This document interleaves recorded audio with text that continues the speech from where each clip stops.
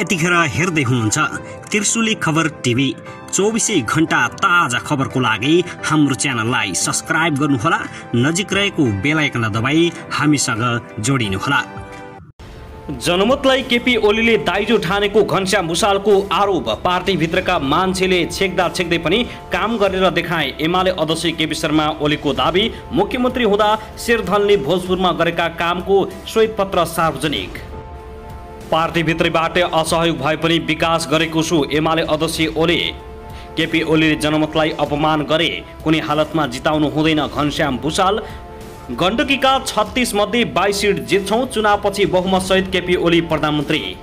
माओवादी अध्यक्ष प्रचण्ड गोर्खाबाट जित्नेमा ढुक्क, भन्छन् म रिल्याक्स गर्दैछु।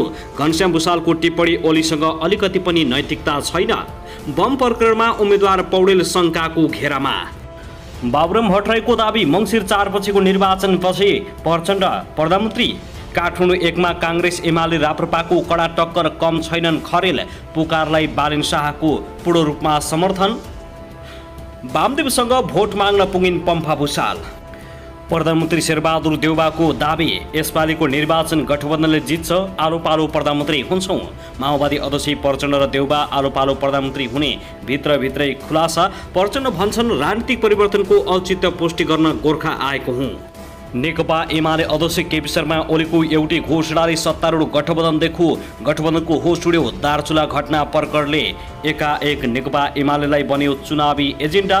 भारतलाई दिए ठाडी सातो जाने धम्की। र भारतप्रति भीम रावलको आक्रोश। किन चुप लागेर बस्दैछ गठबन्धन सरकार? नागरिकता विधेयक प्रकरण भने यतिखेर सेलायो गठबन्धन। चुनावी एजेन्डामा पनि राखिन नागरिकता विधेयक। मधेसमा कसरी देखाउला मुख? एमालेमा प्रवेश गर्नेको लर्को। अब हेर्नुहोस् पूरा समाचार। दर्शक महानुभाव नमस्कार, तपाईलाई हार्दिक स्वागत छ हाम्रो च्यानल त्रिशुली खबर टिभीमा। यदि हाम्रो च्यानललाई अहिलेसम्म सब्स्क्राइब गर्नुभएको छैन भने सब्स्क्राइब गरी नजिक रहेको बेल आइकन दबाई हामीसँग जोडिनुहोला।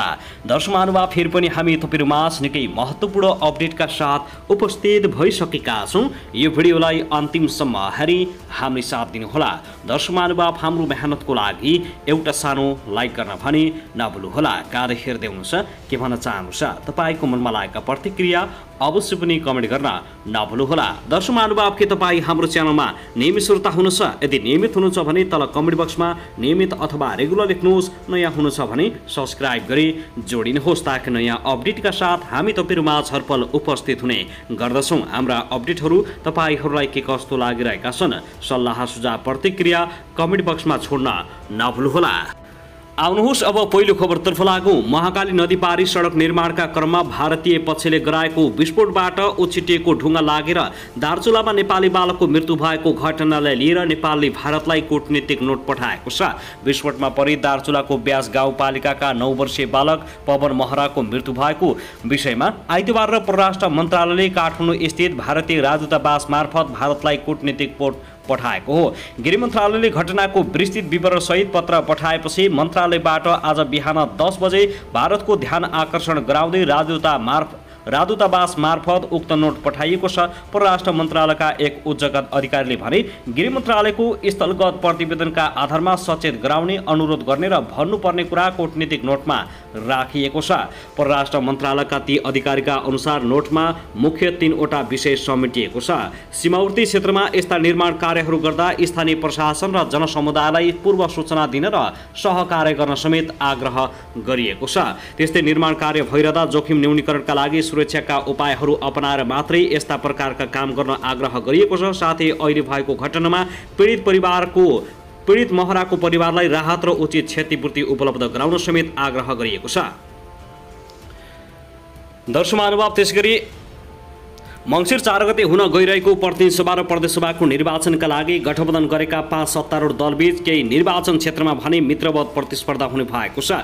निर्वाचनको मिति नजिकै गर्दा सत्ताधारी दलबीच 7 वटा निर्वाचन क्षेत्रमा गठबन्धन भत्किएको छ। आगामी निर्वाचनका लागि चुनावी तालमेल गरी भागबण्डा गरेका 5 दलले अब 7 निर्वाचन क्षेत्रमा आपसमा प्रतिस्पर्धा गर्नुपर्ने देखिएको छ। निर्वाचन क्षेत्र कसले छाड्ने भन्ने विषयमा सहमति हुन नसक्दा काठमाडौँ 2 काठमाडौँका 2 निर्वाचनमा गठबन्धन टुटेको घोषणा भएको छ। यी क्षेत्रमा काङ्ग्रेस र माओवादीबीच प्रतिस्पर्धा हुने देखिएको छ। काठमाडौँ 3 र काठमाडौँ 10 मा माओवादी र काङ्ग्रेसबीच प्रतिस्पर्धा हुने भएको हो। त्यस्तै रामेछापमा काङ्ग्रेस र समाजवादीका उम्मेद्वारबीच प्रतिस्पर्धा हुने भएको छ। गठबन्धन सबैभन्दा बढी मध्य प्रदेशमा भत्किएको छ।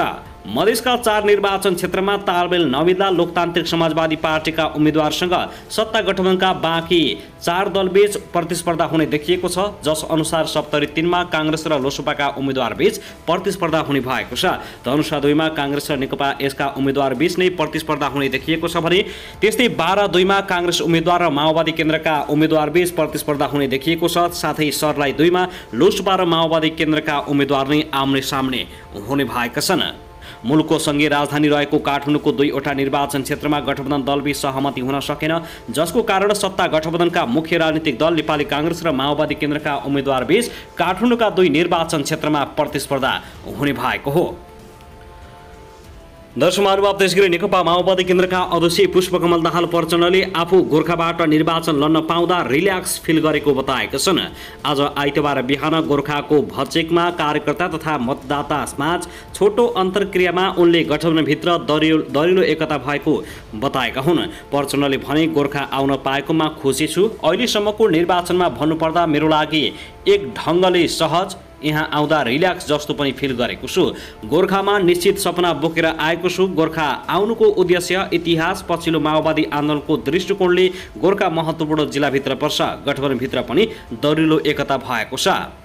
राजनीतिक परिवर्तन र क्रान्ति धेरै भए पनि जनताको परिवर्तन, सुशासन र विकासको गति लिएर परिवर्तनको औचित्य सिद्ध गर्ने कुरा भनेको जस्तो नभएको स्वीकार गरेका छन्। भौतिक पूर्वाधार, सडक सञ्चालन गोर्खामा आफ्नो प्राथमिकता भएको भन्दै प्रचण्डले विकास र समृद्धको यात्रा गोर्खाबाट सुरु गरेर संसारभर देखाउने प्रतिबद्धता जनाएका छन्। गोर्खामा आफूलाई ल्याइएकोमा प्रचण्डले डा बाबुराम भट्टराईलाई धन्यवाद समेत दिएका छन्।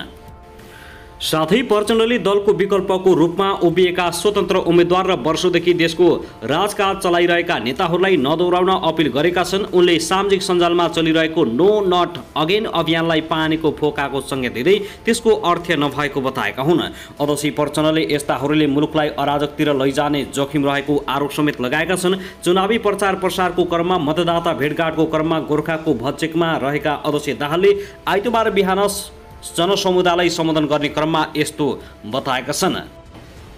दर्शक महानुभाव, त्यसैगरी नेकपा एमाले परित्याग गरी रूपन्देही 1 मा सत्तारूढ गठबन्धनको उम्मेद्वार बनेका नेता घनश्याम भुसालले एमाले अध्यक्ष ओलीले अघिल्लो निर्वाचनमा पाएको जनमतको अपमान गरेको टिप्पणी गरेका छन्। अघिल्लो निर्वाचनमा एमाले र माओवादी मिलेर चुनाव लड्दा झण्डै 2/3 जनमत हासिल भएको थियो, तर ओलीले त्यसलाई आफ्नो दाइजो ठानेर जनमतकै अपमान गरे। रूपन्देहीको रोहिणीमा गठबन्धनको सम्पर्क कार्यालय उद्घाटन गर्दै नेता भुसालले यस्तो आरोप लगाएका हुन्। प्राप्त जनमतलाई तत्कालीन नेकपाका अध्यक्ष केपी ओलीले दाइजो जस्तो नठानेको भए नेकपा विभाजन नहुने भुसालको तर्क छ। धेरै समय ओलीकै आलोचनामा खर्चिएका भुसालले नेकपा जस्तो विशाल पार्टीलाई ध्वस्त पार्ने काम ओलीले नै गरेको अर्को आरोप लगाएका छन्। नेता भुसालले ओलीमा राणाहरूको जस्तो दम्भ भएको बताएका छन्। ओलीको दम्भकै कारण कयौं निष्ठावान नेताको भविष्य समाप्त भएको भुसालको दाबी छ। निष्ठावान नेताहरूलाई ओलीले चुनावमा टिकट समेत नदिएको प्रति संकेत गर्दै ओलीको एकल निर्णयले पार्टीमा विधि र नीति कायम गरेका नेताहरूलाई पाखा लगाएको भुसालले आरोप लगाएका छन्। नेपालमा विश्वकै उत्कृष्ट संविधान बनेर देश समृद्धिको दिशामा लाग्न थालेको बेला संसद र संविधानमाथि नै प्रहार गरेर ओलीले देशमा अस्थिरता निम्ताएको उनको भनाइ छ। 2 पटक संसद विघटन गर्ने ओली नेतृत्वको एमालेमा रहेका नेताहरूले जनताको घर दैलोमा भोट माग्नु लज्जाको विषय हुने उनको तर्क छ। नेतृत्वको एमालेमा संविधान विघटन गर्नेहरूलाई भोट माग्न आउँदा प्रश्न गर्नुहोला, संविधान च्यात्नेलाई भोट दिने कि संविधानको रक्षा गर्नेलाई। त्रिभुज चुनाव चिन्ह लिएर उम्मेद्वार बनेका भुसालले मुलुकको समग्र विकासको लागि राजनीतिक स्थिरता र संविधानको कार्यान्वयन नै पहिलो शर्त भएको बताएका छन्। कार्यक्रममा रूपन्देही 1 को प्रदेशसभा 1 का उम्मेद्वार विश्वनाथ यादव र 2 का अब्दुल रज्जाले पनि संविधानको रक्षा र उचित कार्यान्वयनका लागि पाँचले सत्तारूढ गठबन्धन बनेको भन्दै गठबन्धनका उम्मेद्वारलाई जिताउन अपिल गरेका छन्। रूपन्देही 1 मा नेकपा एमालेका सचिव छविलाल विश्वकर्मा र एमालेबाट विद्रोह गरेका अर्का नेता टीकाराम चापागाई प्रतिनिधि सभा सदस्यका लागि प्रतिस्पर्धामा उत्रिएका छन्। दर्शक महानुभाव, त्यसगरी नेकपा एमालेका अध्यक्ष केपी शर्मा ओलीले मङ्सिर 4 मा हुने प्रतिनिधि सभा निर्वाचनमा 150 सिट जित्ने दावी गरेका छन्। दमकमा आयोजित एमाले राप्रपाको संयुक्त चुनावी सभालाई सम्बोधन गर्दै उनले प्रत्यक्षतर्फ 100 र समानुपातिकतर्फ 50 सिट जित्ने दावी गरेका हुन्। आगामी निर्वाचनमा हामीले 150 सिट जित्छौँ। प्रत्यक्षमा कहाँ सकेसम्म 105 सिट र समानुपातिकतर्फ 50 सिट एमाले जित्छ।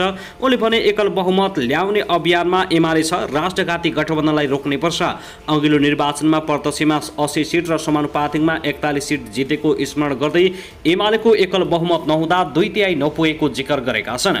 2/3 बहुमत ल्याउन 138 सिट चाहिन्थ्यो। अहिले हामी एक्लै 150 सिट जित्ने योजनाका साथ अगाडि बढेका छौँ र जित्छौँ पनि। यसअघि भदौ 15 मा सुदूरपश्चिमको धनगढीमा आयोजित चुनावी सभालाई एमाले एक्लैले 150 सिट जितेर चमत्कार गर्ने दावी गरेका थिए। त्यतिबेला गठबन्धनले चुनाव जिते देशले विकास र समृद्ध हार्ने भएकाले जसरी भए पनि एमाले जित्नुपर्ने उनको जिकिर थियो। गठबन्धनले जिते देश हार्छ, विकास र समृद्ध हार्छ, त्यसैले एमाले जित्नुपर्छ।